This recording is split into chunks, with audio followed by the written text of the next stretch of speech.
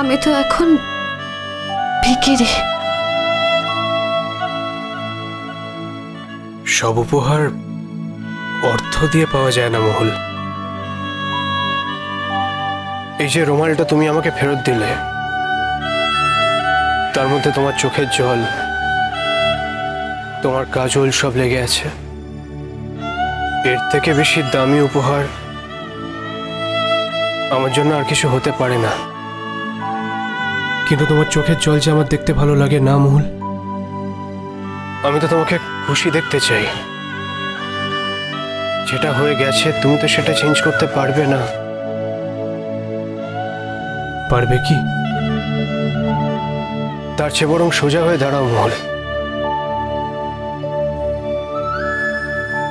একটা জীবন এভাবে নষ্ট করো না। কিন্তু আমি কি করব বলো তো রোদ্দুর? আমি এখন কি করব? যে বাড়িতে থাকি সেই বাড়িতে থেকে ঘুরে দাঁড়াবো সেটাও তো সম্ভব নয়। কি করে ঘুরে দাঁড়াবো?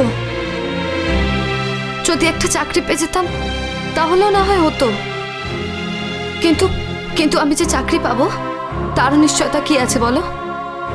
এই যুগে একটা চাকরি পাওয়া খুব ডিফিকাল্ট। জীবনটা যে এতটা কঠিন হয়ে যাবে আমি কোনোদিন ভাবিনি রোদ্দুর, কোনোদিন না। আমি তোমাকে আজ একটা কথা বলতে চাই মহুল। বলো। এই কথাটা শুনে হয়তো তুমি অসন্তুষ্ট হবে, হয়তো আমার উপর রাগ করবে, তবু এই সত্যিটা আজ আমার তোমাকে বলে রাখা খুব দরকার। আর তোমার এই সত্যিটা জানার প্রয়োজন আছে। কি সত্যি? আমি তোমাকে ভালোবাসি মহুল। কখন বেজেছে রূপর নূপুর চিকন সে কোন সুর, চাঁদের নৌকো পেরিয়ে গিয়েছে বানভাসী ছেড়ে দূর, বানভাসীর দূর। আমি তো নিজের মনের কথাটা এত সহজে বলতে পারি না। তুমি তো জানো আমি একটু লাজুক প্রকৃতির। তবুও আজ নিজের মনকে জোর করে এই কথাগুলো বললাম। এর আগেও বহুবার বোঝানোর চেষ্টা করেছি, আচারে ইঙ্গিতে তুমি বিরক্ত হয়েছো,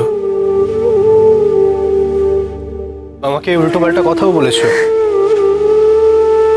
খারাপ লেগেছে। কিন্তু সত্যিটা তো তবু সত্যি জায়গায় আছে।